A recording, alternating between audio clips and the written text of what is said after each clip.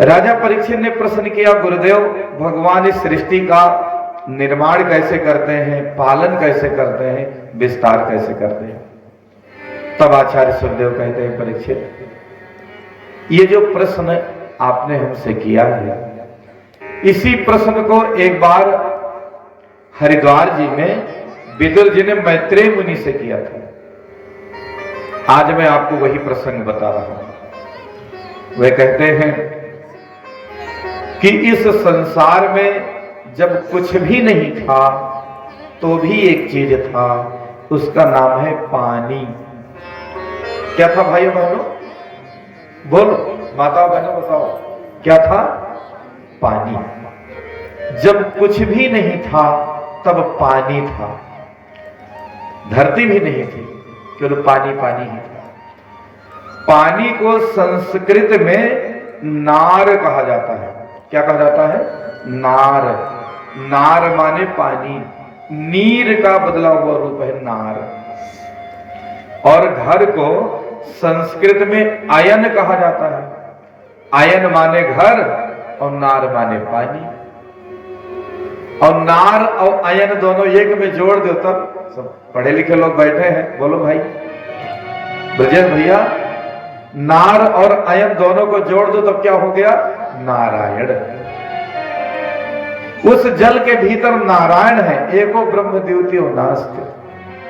पानी है, नारायण है, और कोई नहीं। ब्रह्म ने अपने मन में सोचा, एको हम बहुत श्यामी, मैं एक हूं, बहुत हो जाऊं।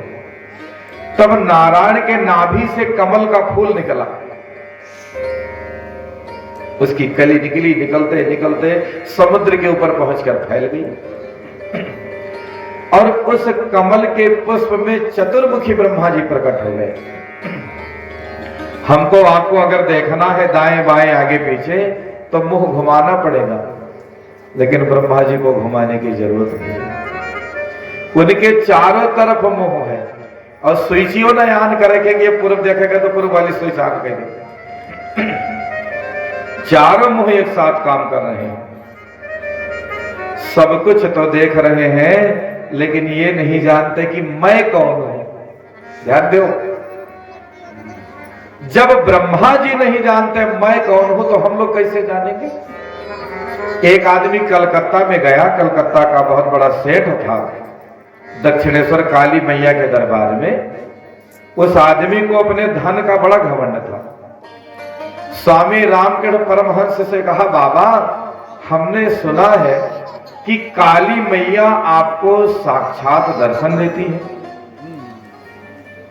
तो स्वामी जी ने कहा तो वो सेठ कहने लगा, अब की आवे तो हमारे घरे पठेगी हो। देखो हद है घमंड का, इतना अभिमान है। कहते हैं संत मिलन को जाइए तज माया अभिमान, ज्यो ज्यो पग आगे धरे कोट की एक समान। भगवान के दरबार में घमंड लेकर वो गया, कहता है कि काली जी अब की आवे तो हमारे घरे पठे दी हो, अहे हम दर्शन दे जी। बाबा समझ गए ये घमंडी आदमी है। उन्होंने कहा ठीक है बच्चा, या कागज लो, पेन लो और अपना पता लिख दो। कौने पता भेजबे काली जी का? तो उसने अपने घर का पता लिख दिया। ये सच्ची घटना है। घर का पता लिख दिया। महात्मा कहते हैं, बच्चा ये तो तुम्हारे घर का पता है। अच्छा, तो क्या घर नहीं जाएंगी, दुकानी पे ही है तो दुकानी पता लिख दिया। महात्मा कहते हैं, बच्चा ये तो तुम्हारे दुकान का पता है। अच्छा, दुकान पर भी नहीं जाती है? तब फिर वो दोपहर में 2 घंटा बैठता था, एक होटल पर चाय पानी पीता था, भोजन करता था, वहां का पता लिख दिया। महात्मा जी कहते, बेटा ये भी तेरा पता नहीं। अंत में उसे पता चला कि उसको उसका पता नहीं है। डॉक्टर है कि मास्टर है कि इंजीनियर है कि नेता है कि अभिनेता है कि वैज्ञानिक है कि किसान है कि जवान है, क्या है? ये हमारा एक सांसारिक परिचय है। भाइयों बहनों, आध्यात्मिक परिचय तो हमारा यह है, ईश्वर अंश जीव अविनाशी, चेतन अमल सहज सुख राशि। हमारा आध्यात्मिक परिचय तो यह है कि हम परमात्मा के राजकुमार हैं। लेकिन अपने को कैसे जानेंगे? मेडिटेशन करना पड़ेगा, ध्यान करना पड़ेगा, अंतर्मुखी होना पड़ेगा। अपने को जानने के लिए हमें ध्यान करना पड़ेगा, तब अपने को जान पाएंगे। नहीं तो ऊपर ऊपर की बातों को लेकर के हम उड़ते रहे, कहा कहीं बातों को सुन के सुनते रहे, गुण की महिमा गाते रहे, लेकिन गुण को समझना है तो खाना पड़ेगा। राम नाम की महिमा, उसके प्रभाव को जानना है तो जाप करना पड़ेगा, कीर्तन करना पड़ेगा। भागवत की कथा का महत्व गाने से बात नहीं बनेगा, उसको सुन के हृदयंगम करना पड़ेगा, तब इसके प्रभाव को हम सब समझ सकेंगे। ब्रह्मा नहीं जान पाए अपने आप को, हम लोग कैसे जानेंगे? इसलिए इस पर चिंतन करने की बहुत आवश्यकता है। Who am I? मैं कौन? मैं कौन हूं? अपने को बिना जाने बात नहीं बनेगी। कौन बताएगा हमको? ब्रह्मा जी ने अपने बल से अपने को जानने का प्रयास किया। जिस कमल पर बैठे थे, उस कमल का डंठल पकड़ा और नीचे उतरने लगे, दम को साध दिया, बहुत नीचे उतर गए, अंत नहीं मिला। थक हार कर वापस चले गए, कमल के पुष्प पर बैठे, बहुत चिंता किया कि कोई दुख भी नहीं रहा है, जहां देखो वहां पानी, एक कमल का डंठल, इसका भी अंत न मिला। जब चिंता किया तब अंतरिक्ष से दो शब्द निकले। यहां सब हमारे भाई बहन पढ़े लिखे लोग बैठे हैं, बताओ वर्णमाला के बारे में तो सब जानते हैं। विद्यार्थी लोग बताओ, हिंदी वर्णमाला में कितने अक्षर हैं? बोलो, क्लियर करके बोलो। कितने भागों में बांटा गया है? दो, स्वर और व्यंजन। व्यंजन शुरू होता है का से, स्पर्श स्वर है ये। स्पर्श माने हम आपसे कहते हैं कि आप बोलो पा फा बा भा मा, लेकिन ओठ न जोड़ो, बोलो कोई? बिना ओठ जोड़े बोलो पाफा बाभा मा, बोल पाएंगे? नहीं बोल पाएंगे। माने इन 5 अक्षरों का उच्चारण स्थान ओष्ठ है, व्याकरण की भाषा। हम कहते बोलो टाठा डाढ़ा आड़ा, अपनी जिभिया को मोड़ के ऊपर ना लगाओ, बोलो, नहीं बोल पाएंगे। तो इसका उच्चारण स्थान क्या है? ऊपर का तालु। ताथा दाधा ना, बिना दांत से स्पर्श किए नहीं बोल पाएंगे, इसका उच्चारण स्थान हो गया दंत। तो हिंदी वर्णमाला के 16वें और 21वें अक्षर का उच्चारण हुआ अंतरिक्ष से, स्पर्श स्वर का। 16वां क्या है? अब का से गिनो, 16वें पर क्या आएगा? काखा गाघा अंगा चाचा जाझा इया टाठा डाढ़ा आना ता। 16वें पर क्या है? ता, याद रखना है। अब देखो 21वें पर क्या है? काखा गाघा अंगा चाचा जाझा इया टाठा डाढ़ा आना ता था दाधा ना पा। 21वें पर क्या है? पा। 2 अक्षर निकले सबसे पहले अंतरिक्ष से, ता और पा। क्या हो गया? ता और पा, तप। ब्रह्मा जी, अपने को जानना इतना आसान नहीं है। जिस पुरुषार्थ से आप जानना चाहते हो कभी ना जान पाओगे, तप करना पड़ेगा। अपने को समझना है तो तप करना पड़ेगा। बिना तपस्या को अपने को नहीं जाना जा सकता है। तभी तो कहा गया तप बल रचै प्रपंच विधाता, तप बल विष्णु सकल जग त्राता। तप बल रचै प्रपंच विधाता, तप बल विष्णु सकल जग त्राता। तप बल शंभु करै संहारा, तप बल शेष करै महिवारा। तप बल शंभु करै संहारा, तप बल शेष करै महिवारा। तप बल रचै प्रपंच विधाता, तप बल विष्णु सकल जगत्राता। तप बल रचै प्रपंच विधाता, तप बल विष्णु सकल ये करता था। बिना तपस्या के कुछ नहीं होगा, इसलिए सबको तपस्या करना है। पंडित जी के घर में लड़का पैदा होता है तो पूरा पंडित जी नहीं है, आधे है, 50%। पंडित जी के घर में पैदा हो गए तो 100% पंडित जी नहीं हो गए, केवल 50% पंडित जी हो गए। ध्यान दीजिए, this point is very important. 100% कब बने पंडित जी? जौने दिन कांधे पर का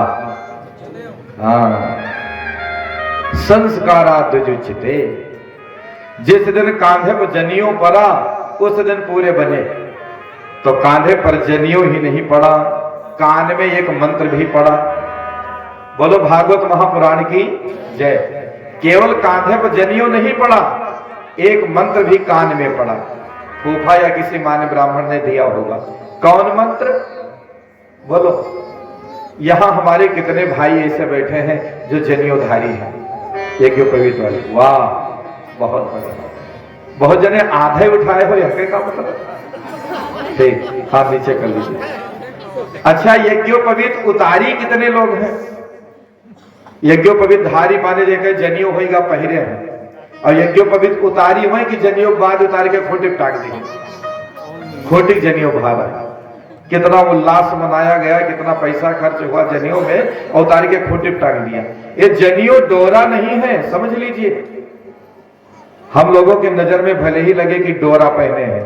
यज्ञोपवीतम परमम पवित्रम प्रजापतिर्य सहजम पुरस्तात् आयुषमग्रम प्रतिमुंच शुभ्रम यज्ञोपवीतम बलमस्तु तेजा।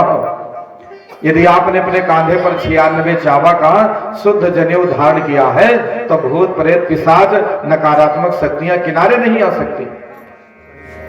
इसलिए बंधुओं, यज्ञोपवीत जब पड़ा था तो कान में एक मंत्र पड़ा था। किसी को याद हो तो बताओ, जनियो भवा रहा तो कौन मंत्र मिला रहा? याद है? आए? बोलो भाई, भूल क्यों? जो मंत्र मिला था उसको बिना जप लिए 5 मिनट पानी नहीं पीना चाहिए है? और यही नहीं याद है कि कौन मंत्र मिला था, तब तो गड़बड़ है। गायत्री मंत्र। कौन सा मंत्र? गायत्री मंत्र। जब जनेऊ होता है तो कान में केवल एक ही मंत्र दिया जाता है और उसका नाम है गायत्री मंत्र। गायत्री के बिना कोई ब्राह्मण नहीं हो सकता। गायत्री ब्राह्मणों की कामधेनु है। और मैं आपको विश्वास दिलाता हूं कि 3 माला गायत्री मंत्र आप रोज जप के देख लो, जिंदगी में चाहे जितनी कष्ट कठिनाइयां होंगी आपके पास में आकर के वो अपना दुख मोड़ देंगे, लेकिन निरंतरता होगी तब। जिसके बल पर ब्राह्मण बने हो, जिसके बल पर जनेऊ हुआ है, वो मंत्र नहीं याद है तो कैसे बात करेंगे? आप 20 लाख की गाड़ी खरीद लाओ, मन तेले न पड़ा हो तो कौन काम है कौन काम है? इसलिए मंत्र जाप जरूर ध्यान रखें। खासकर जिनका जनेऊ हो गया है उनको मेरी विशेष प्रार्थना है कि बिना तपस्या के बात नहीं बनेगी। आदमी कहता है कर्म ही पूजा है। आज का आदमी तर्क देता है कि पूजा पाठ सब बेकार है, जौन कर्म करता वही पूजा हो। अरे तो कर्म तो चोरों करत है। बोलो भाई, जब कटवा कहीं कर्म नहीं कर रहा है, वो भी तो कर रहा है। चोर, चंडाल, आतंकवादी, इंटरनेशनल चोर, साइबर चोर, सब तो अपना कर्म कर रहे हैं। घुसखोर भी तो कर्म कर रहा है, तो क्या उसको भी पूजा कह देंगे? बोलो भाई, जब किसी से कह दो भैया पूजा पाठ करा करो, माला जपा करो, तब कहते हैं कर्म ही पूजा है। अरे तो कर्म तो पूरा संसार कर रहा है। क्या चोर कर्म कर रहा है वो भी पूजा है? बोलो भाई, वो भी तो कर्म कर रहा है। दुनिया में ऐसा कोई व्यक्ति है जो नहीं कुछ कर रहा है? हर कोई कुछ ना कुछ कर रहा है। कहीं में भैया कुछ ना ही करत है, कहीं तब क्या करते हैं, कहीं आराम करत है, तो आराम तो करत है। ऐसा कोई है ही नहीं कि जो कुछ करता ना हो।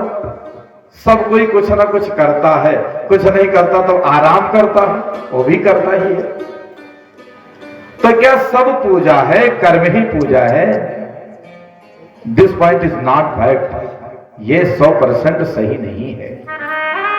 कर्म तो सब करते हैं, लेकिन कौन कर्म करना है, कौन कर्म नहीं करना है, ये हमें कौन सिखाएगा? धर्म सिखाएगा। ध्यान दीजिए भैया कि कौन सा कर्म हमको करना है, कौन नहीं करना है, ये धर्म सिखाएगा। और जो धर्म सिखावेगा वही कर्म पूजा है। ध्यान दीजिए भैया, जो धर्म सिखावेगा वही कर्म पूजा है, सब कर्म पूजा नहीं है। कर्म पूजा तो है, लेकिन जो धर्म सिखा दे वही कर्म पूजा है महाराज। तो आज ब्रह्मा जी को आकाशवाणी भई, अपने को जानना है तो तप करो। तब 1 सहस्र दिव्य वर्षों तक ब्रह्मा जी ने तपस्या किया, और जो काम पुरुषार्थ से नहीं हुआ वो प्रार्थना से हो गया। नारायण उनके सामने प्रकट हो गए, अपने लोगों का दर्शन कराया। ब्रह्मा जी स्तुति करने लग गए। सशंख चक्रम सकरीट कुंडलम सपीत वस्त्रम सरसीरुहे क्षणम सहार वक्षस्थल कौस्तभस्त्रियम नमामि विष्णुं शिरसां चतुर्भुजम। भगवान ने अपने लोगों का दर्शन कराया, ब्रह्मा जी को स्पर्श किया और कहा, ब्रह्मा जी अब हमारा निर्देश है, जगत का निर्माण करो, सृष्टि का निर्माण करो। बोलिए भागवत महापुराण की जय। सभी दानदाताओं को बहुत बहुत आशीर्वाद। अब हमारे स्वभाव में शुक्रिया वाला नहीं है, इसलिए क्षमा करिएगा, लेकिन आप जो यहाँ चढ़ा रहे हैं, भगवान का सबको आशीर्वाद मिले। नहीं तो भैया अधिकतर सब कथावाचक कोई दक्षिणा चढ़ाता है तो 5 मिनट बनाए बनाए शुक्रिया अदा करते हैं, इससे कथा में बाधा आती है। लेकिन आपने यदि चढ़ाया है तो बहुत बहुत आशीर्वाद है। आप जाने, भगवान जाने, व्यासपीठ जाने, सबको मन से आशीर्वाद है। नहीं तो कहते चुन्नुकम्मा आई हैं, 10 रुपया लाई हैं, बढ़िया बनाए बनाए देना है, उसका शुक्रिया अदा करते हैं। खैर, सबको बहुत बहुत शुभकामनाएं। बगही गांव बहुत समझदार लोगों का गांव है, ये हंसी मजाक में मैं नहीं कह रहा हूं, क्योंकि यहाँ हर चेहरे पर हमें लग रहा है कि कितनी जिज्ञासा है आप लोगों में आध्यात्म को जानने की, समझने की। भाइयों बहनों, यहाँ मनोरंजन नहीं है, यहाँ मनोमंथन है, और सबके मन का मंथन हो, भागवत का ज्ञान सबके जीवन में उतरे। आज नारायण ने ब्रह्मा जी से कहा, ब्रह्मा जी आप जगत का निर्माण करो।